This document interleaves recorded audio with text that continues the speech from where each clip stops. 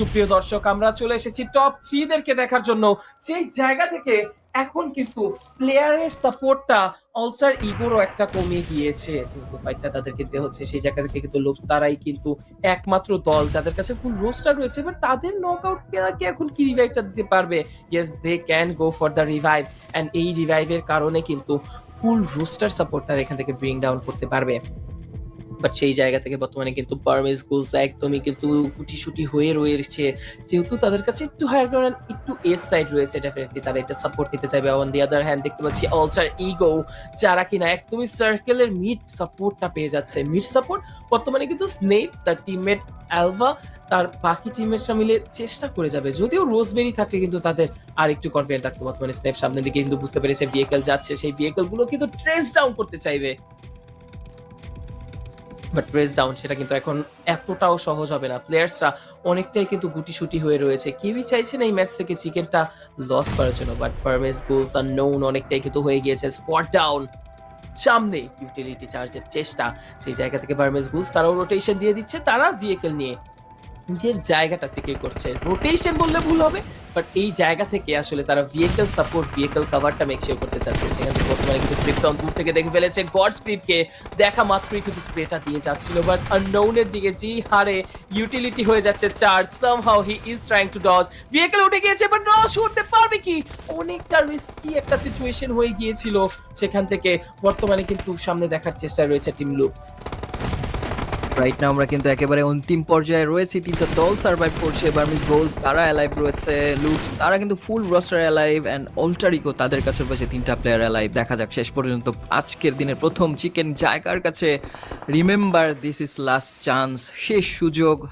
এই জায়গায় পা পিছলালে কিন্তু টোটালি বাদ পড়ে যেতে হবে টুর্নামেন্ট থেকে। সো সেই জায়গা থেকে সবাই কিন্তু নিজেদের সেরাটা দিয়ে এখানে চেষ্টা করে যাচ্ছে। তিনটা দল সবাই কিন্তু এখনো পর্যন্ত রয়েছে সার্কেলের ভিতরে। 11টা এলিমিনেশন লুপস কালেক্ট করেছে। দ্যাট মিনস চিকেন ডিনার এখান থেকে তারা অবশ্যই হাতছাড়া করতে চাইবে না। ম্যান পাওয়ারও কিন্তু খুব সুন্দর, 4টাই রয়েছে লাইভ তাদের।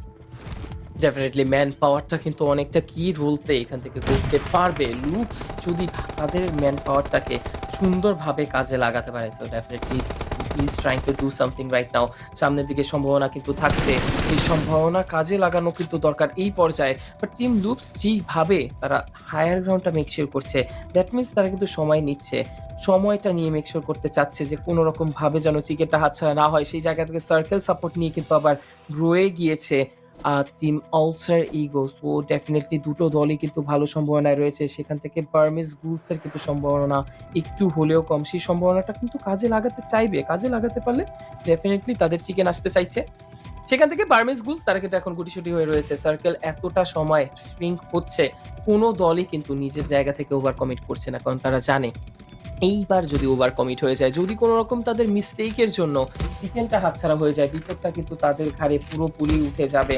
কারণ আর্লি স্টেজে যখন আপনাদের পয়েন্টস বেশি থাকবে, ওই জায়গা থেকে কিন্তু আপনার একটা হেভি কম্পিটিশনে আপনার ফেস করতে হবে না, বরং আপনার অপোনেন্ট ফেস করবে। But right now unknown take down করে দিয়েছে লুপসের প্লেয়ার। টেক ডাউন করা মাত্র এখানে এলিমিনেট করতে চাচ্ছিল টিম লুপস। কোনো রকম ভাবে কিন্তু নিজের টিমমেটদেরকে এখন উঠাতে চাইবে। PG that means Burmese Ghouls তারা প্রেসার যদি এখন দিতে চায়, তাহলে কিন্তু থার্ড পার্টি ইন্টারাপশন আলচার ইগোর দ্বারা চলে আসতে পারে। They know it very well. But এই জায়গা থেকে যদি থার্ড পার্টির ভয়ে তারা এলিমিনেশন পিক করতে না যায়, তখন গিয়ে কিন্তু পিছিয়ে যেতে পারে। যেহেতু তাদের কাছে 12টি এলিমিনেশন রয়েছে, হয়তোবা তাই তারা এখন এত বেশি স্টেলথি হতে রয়েছে, এতটা সময় নিয়ে খেলে যাচ্ছে। যদি এখান থেকে এলিমিনেশন কম থাকতো, তাহলে ফাইট নিলে তাদের জন্য আসলে কোনো একটা বিষয় হতে পারতো। বাট রাইট নাও লুপস তাদেরকে দেখতে পাচ্ছি অনেকটা গুটি গুটি পায়ে কিন্তু এগিয়ে এসেছে। এন্ড এই জায়গায় যে এমন ফ্ল্যাঙ্ক দিচ্ছে সেটা আননোন স্পট ডাউন করে ফেলেছে।